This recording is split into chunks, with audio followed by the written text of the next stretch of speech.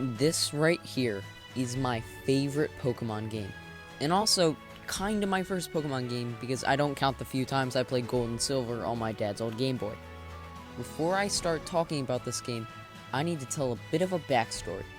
In fall of 2019, I got really sick and couldn't even go to school, and so I fell behind on schoolwork, and everything was just super depressing. To fill that time I was sick, I decided to get back into Pokemon cards, and that reminded me there were Pokemon games on 3DS. At the time, I didn't have any games but Mario Kart 7 on my 2DS XL, and I decided to get Pokemon Ultra Sun to fill my day with something fun in spite of depressing times that I had. I was going to get Pokemon X, but decided on Ultra Sun because it cost less money.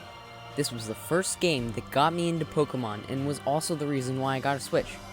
Ultra Sun wasn't enough. I needed to get that brand new HD Pokemon game that was coming out.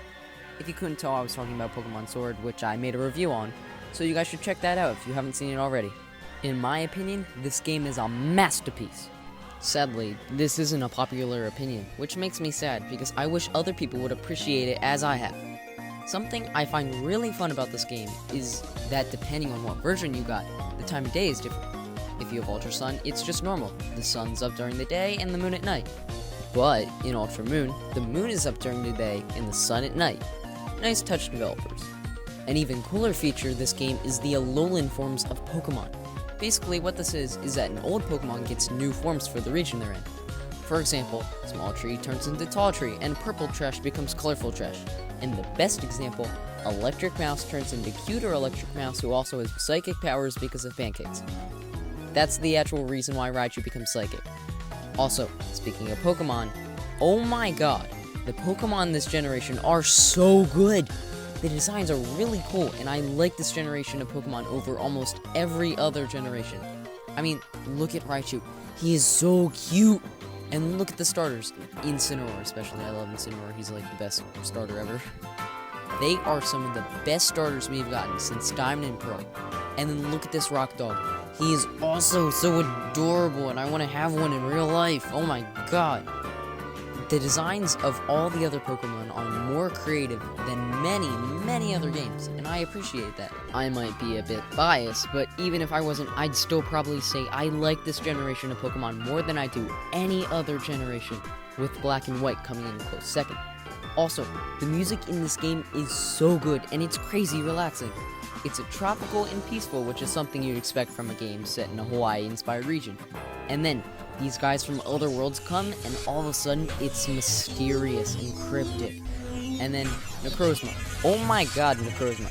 This is real epic boss music. By the way, for all of you out there who are wondering, I beat him with only my Raichu first try, without even knowing he was there. Those of you who have never played this game, / have no idea what I'm talking about, this is a big flex. I personally believe Z-moves are better than the Gigantamax, but not better than Mega Evolution. The best thing about these Z-moves is that my top 3 favorite Pokemon have them. And now, it's time to talk about the battle system.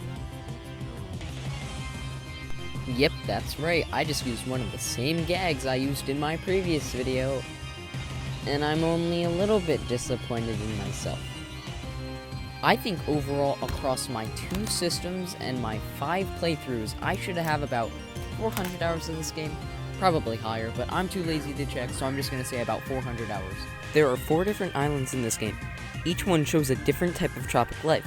For example, one is a village with a shopping center, the other has a huge volcano, and another has a giant mountain.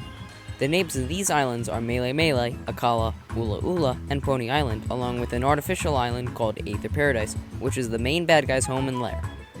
Something I forgot about until recently is Festival Plaza, and that was so amazing. There was a whole little mini world that you can go into to trade, and you can do different things with your Pokemon.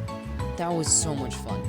And I'm sad they didn't add it back into Sword and Shield. The battle menu also looks really good, and just the regular menu looks better than the past games. Surfing is also a feature of this game that I found really fun and wish they brought this back as well. But don't think they will because it seems like something that would only happen in Alola. I don't understand why this game doesn't get as much praise as it should get. It's a very fun experience, which you should really try out if you're wondering if you enjoy Pokemon or not. It's a good way to enter into Pokemon due to the carefree nature of it. due to it being my third favorite game of all time, I will give this game a satisfactory rating of Big Satisfied.